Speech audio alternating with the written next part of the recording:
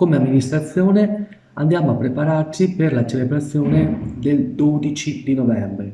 18 anni fa, il 12 novembre del 2003, un terribile attacco terroristico ad una base italiana dei carabinieri a Nassiriya provocò la morte di 28 persone, tra le quali appunto 19 italiani, alcuni appartenenti alle brigate degli autieri, dei carabinieri, della brigata Sassari e alcuni civili anche.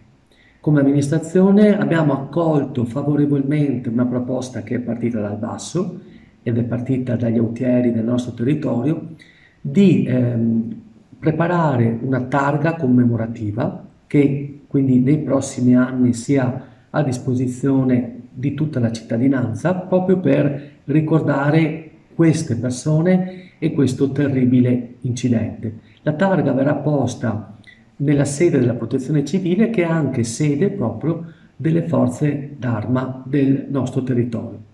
Vi aspettiamo.